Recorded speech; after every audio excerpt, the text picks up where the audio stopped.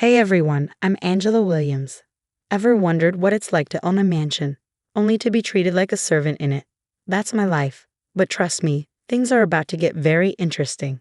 Living in a sprawling Victorian mansion on Martha's Vineyard sounds like a dream, right? Except when you're secretly funding your family's lavish lifestyle and getting treated like yesterday's trash in return. At 27, I'm a successful real estate agent by day and an invisible daughter by night. Angela, didn't I tell you to use the service entrance? We have guests coming. My mother, Eleanor, snaps from the grand staircase. This is her new favorite refrain since marrying Richard 3 years ago. The same mother who used to cuddle me during thunderstorms, now acting like I'm unworthy of stepping into her precious foyer. But Mom, I bite my tongue. She doesn't know. None of them do. My grandfather left me everything. The mansion, the properties, the fortune, all in secret. He knew how money changes people, and looking at her now, he wasn't wrong. Darling, is Marcus joining us for dinner tonight? Richard's smooth voice slithers into the room as he adjusts his Rolex, probably bought with my money. He's been asking about you, he adds, flashing a smile that makes my skin crawl.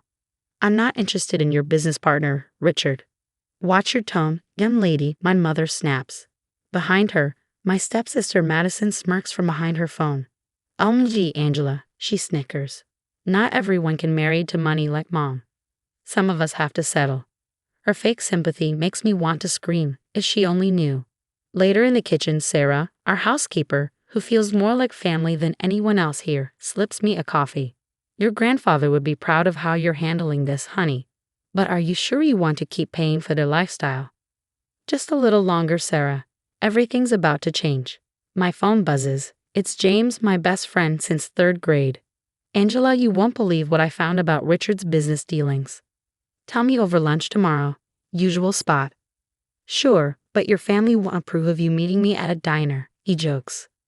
Good thing I stopped caring about their approval around the same time Mom started caring more about Richard's social calendar than me, I reply. Madison saunters into the kitchen, still glued to her phone. Still hanging out with that nobody James. You know, Marcus asked about your schedule. Maybe I'll tell him you're free Friday. Back off, Madison. I mean it. Or what? You'll tattle to Mommy, please. She barely remembers you exist as Daddy came along. I grip the counter, feeling the weight of the property deeds hidden upstairs. Soon, they'll all know exactly who they've been stepping on. But for now, I plaster on a fake smile and retreat to my room. As I pass the family portrait in the hall, I notice the arrangement. Mom standing tall with Richard and Madison, while I'm shoved into the corner like an afterthought. My phone lights up with another text from James, ready to show them who really owns their precious lifestyle. Not yet, I reply, but soon, very soon. Little do they know their perfect world is on the brink of collapse, and I'll be watching from the top floor of the mansion when it does. Later, the sound of the slap echoed through the kitchen, my cheek stinging from Mom's diamond-clad hand. How dare you bring that nobody into my house? She hissed. James stood frozen in the doorway, breakfast forgotten. It's 7 a.m., Eleanor, he said calmly. Angela lives here too. Not for long if she keeps disrespecting this family's standards, she spat, grabbing my arm, her manicured nails digging into my skin. Marcus has been asking about you, Angela, and instead of pursuing a respectable relationship, you're entertaining this. This what, Mom? A friend who actually cares about me? Her glare burned through me as she stormed out. That evening, Madison's poison spread through our social circle like wildfire. While I reviewed property documents in my room, Richard barged in unannounced. We need to discuss your future, he declared. What future? I asked, keeping my tone neutral. Marcus is prepared to offer you a position in the merged company. After the wedding. What wedding? Don't play coy. It's time you contributed to this family. The merger with Marcus's firm could save our financial situation. Financial situation? That caught my attention. As Richard rambled about arrangements, I spotted a bank statement peeking from his pocket. When he left, I texted James, "Need your hacking skills. Something's wrong with Mom's trust fund." James called back immediately. Angela, you need to see this. Richard's been draining Eleanor's accounts, offshore holdings, fake companies. She's about to lose everything. Everything she thinks she has. I whispered, touching my bruised cheek. Help me nail him, James. But before we could act, Mom burst into my room, fury etched on her face. "You've been snooping into our finances?" she shrieked, ripping through my closet like a woman possessed. "Ungrateful little witch. After everything we've done for you. Everything you've done. Like replacing my father with a calm man. Like letting Madison spread lies about me. Your father was weak," he snapped. "Richard gives us class, status, everything you're too pathetic to appreciate." She grabbed my laptop, her grip unrelenting, and raised it as if to smash it against the wall. "Mom, stop," I cried, panic lacing my voice. "Why?" "So you can keep conspiring with James, planning to ruin my marriage?" She swung the laptop toward the wall, but Sarah rushed in just in time, catching it midair. "Mrs. Williams, the guests are arriving for dinner," Sarah said firmly, her tone calm but commanding. Mom froze, her expression shifting instantly to her perfect society smile. "We'll finish this discussion later," she said, smoothing her hair as if nothing had happened. She strode downstairs, ready to play the perfect hostess, leaving me amidst the wreckage of my shredded clothes. I sank to the floor, hands trembling, and texted James, "Get everything you have on Richard. It's time." Sarah knelt beside me, her voice a soft whisper. "Your grandfather's study. There's something in the safe you need to see." I nodded, standing on shaky legs. In the mirror, Mom's handprint was still visible on my cheek, a cruel reminder of the price I'd pay for speaking the truth. Sometimes the deepest wounds come from the people who should love us most. But tonight, that changes. Tonight, I stop being the victim in my own home. At midnight, the door to my room crashed open. Mom stood in the doorway, trembling, clutching my grandfather's property papers in her manicured hands. "What is this?" she demanded, her voice cracking. "What is this?" "Careful with those, Mother," I said coolly. "They're worth more than your entire wardrobe." Richard appeared behind her, his face red with fury. "You little liar, all this time, all this time." "What, Richard?" I snapped. "While you were draining Mom's trust fund? While you were pushing me to marry Marcus to save your pathetic business?" Madison stormed in, phone in hand, ready to record the drama. "Daddy, what's happening?" "What's happening?" I said, my voice steady, "is that your precious daddy married Mom thinking she was the heir to my grandfather's fortune. But surprise, I own everything. The mansion, the properties, the money. All of it." "That's impossible." Mom's voice broke. "Dad would never." "Never what?" "Protect his assets from a daughter who abandoned her child for status. He watched you change, Mom. Watched you choose Richard and Madison over me. So he made sure his fortune went to someone who actually cared about family, not social climbing." Richard lunged toward me, but a firm hand caught his shoulder. Marcus stepped into the room, James right behind him.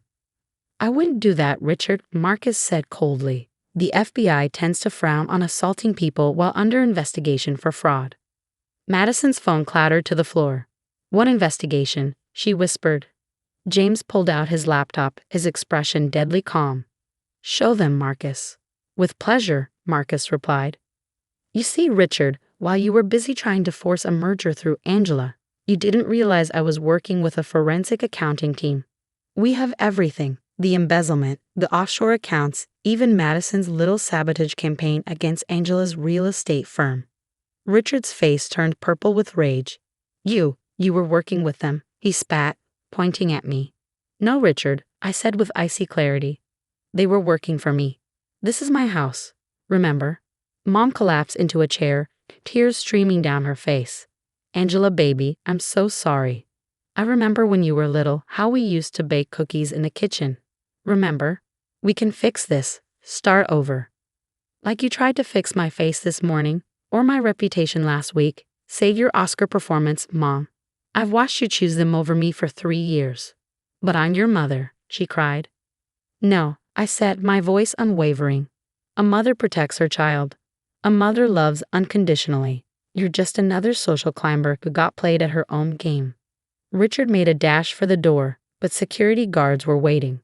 Marcus nodded to the officers.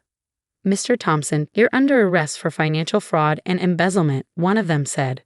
As they led Richard away, Madison screamed, "This is all your fault. I'll tell everyone what you did." "Go ahead," I said calmly. "Tell them how you sabotaged your stepsister while living in her house, spending her money. I'm sure the country club will love that story." Mom reached for my hand one last time, her voice trembling. Please, Angela, I can change. We can be a family again. I looked down at her tear-streaked face, remembering every slap, every insult, every betrayal. You're right, Mom, I said softly. Things are going to change, starting with your living arrangements. Get out of my house. All of you. James put his arm around my shoulders as they left, Madison's sobs echoing down the hallway. You okay? I touched the property papers, my grandfather's final gift of protection. I am now. I finally am. The morning my family moved out was eerily quiet, the sound of expensive luggage scraping across marble floors the only echo in the mansion. Richard faced years in prison, not just for defrauding me, but for a string of other scams Marcus had spent years uncovering. Your father's files just came in from the FBI, James said, dropping a thick folder on my desk. Marcus built this case for years. He just needed the right moment. Sarah, now the hotel manager, brought in coffee, her crisp uniform a badge of her fresh start. Madison's once envied social circle had collapsed entirely. People don't take kindly to discovering their friend lived off her stepsister's generosity while spreading lies about her. A headline on my tablet caught my eye. Former socialite Eleanor William now serving at local diner. The same diner where she had thrown wine at a server last Christmas. Karma has impeccable timing. The mansion's transformation into the William Heritage Hotel was my first real victory. The kitchen where Mom had slapped me now housed a 5-star restaurant. Each renovation felt like reclaiming another piece of myself. Mom tried one last time, showing up in her waitress uniform. Please, Angela, we can start over, she begged, tears streaking her face. No, Mom, you're not sorry, you're desperate. I handed her a debt repayment schedule. You'll pay back every penny Richard stole. That's the only relationship we'll ever have now, strictly business. As security escorted her out, a weight I hadn't realized I was carrying lifted. The hotel exceeded all expectations. Sarah managed it with brilliance and James handled the financial side with his usual expertise. My personal victory, though, came 3 months later. Ready to see your new house? James asked, dangling a set of keys. The modern beachfront property stood gleaming in the sunset, its floor-to-ceiling windows reflecting a golden light. Private beach access, open spaces, most importantly, no memories of abuse within its walls. The previous owner was asking $2 million, James mentioned as we walked through the airy living room. Worth every penny, I said, stepping onto the balcony and breathing in the ocean air. To never see Mom's crocodile tears or Madison's smug sneer again. Sarah joined us later, a bottle of champagne in hand. We toasted in the bright, welcoming kitchen, raising our glasses. To karma, she said. To fresh starts, I added, watching the waves crash against the shore. My phone buzzed on the counter, a missed call from Mom. I didn't bother checking it. Some people don't deserve second chances. The next morning, the paper featured 2 stories. The soaring success of the William Heritage Hotel and Richard's extended sentence for additional fraud. I read both from my beach chair, the sound of waves lapping against the shore, finally at peace in a home that was truly mine. No toxic family, no manipulation. Just me and a life I built from the ashes they tried to bury me in.